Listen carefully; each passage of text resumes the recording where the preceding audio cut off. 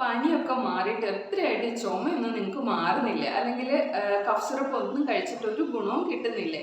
എങ്കിലും നമുക്ക് വീട്ടിൽ തന്നെ ചെയ്യാൻ പറ്റുന്ന ഒരു മരുന്ന് നോക്കാം. ഇതിൽ ചേർക്കേണ്ടത് 1 സ്പൂൺ തുളസി നീരാണ്.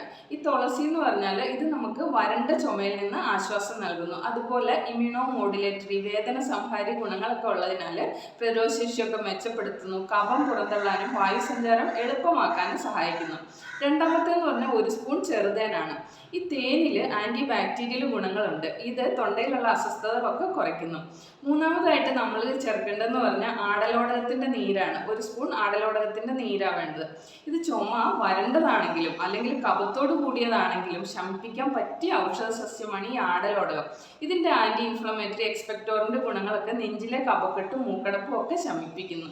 അടുത്തതായിട്ട് നമ്മൾ ഇതിലോട്ട് ചേർക്കേണ്ടതെന്ന് പറഞ്ഞാൽ ഒരു നുള്ള ഇരട്ടി മധുരം, ചുക്ക്, കുരുമുളക് ഇതൊക്കെ പൊടിച്ചതാണ്. ഈ ചുമയും തൊണ്ടവേദനയും ഒക്കെ ശമിപ്പിക്കാൻ വേണ്ടി ഉപയോഗിക്കുന്ന പഴക്കം ചെന്ന പ്രതിവിധിയാണ് ഇവ മൂന്നും. ശ്വസന പ്രശ്നങ്ങൾ, പലതരം അണുബാധകൾ, ഈ ബ്രോങ്കൈറ്റിസ് പോലെയുള്ള പ്രശ്നങ്ങളിൽ നിന്നൊക്കെ ആശ്വാസം ലഭിക്കുന്നു. ഇതെല്ലാം കൂടെ മിക്സ് ചെയ്തിട്ട് ഒരു 3 നേരം ദിവസം 3 നേരം കഴിക്കുക. ശേഷം ഒരു അരമണിക്കൂറിന് ശേഷം മാത്രം ചൂടുവെള്ളം കുടിക്കുക. ഇടയ്ക്കിടയ്ക്ക് പനങ്കൽക്കണ്ടവും കുരുമുളകും ഒക്കെ അലിയിച്ചിറക്കുക.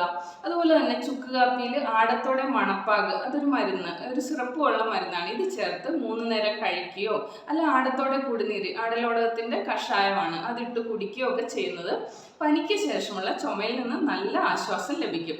പ്രത്യേകം ശ്രദ്ധിക്കേണ്ടത് ചുമ കൂടുമ്പോൾ, അതായത് അതികഠിനമായ നെഞ്ചുവേദന, മഞ്ഞ, പച്ച അല്ലെ രക്തമൊക്കെ ചേർന്ന കഫമൊക്കെ വരികയോ ഈ ചുമ 2 ആഴ്ചയിൽ കൂടുതൽ നീണ്ടു നിൽക്കുകയോ അതുപോലെ തന്നെ ശ്വാസം മുട്ട് പോലുള്ള ബുദ്ധിമുട്ടുകളൊക്കെ തോന്നുകയാണെങ്കിൽ മറ്റു പരിശോധനകൾക്കായിട്ട് ഒരു ഡോക്ടറെ സമീപിക്കുക.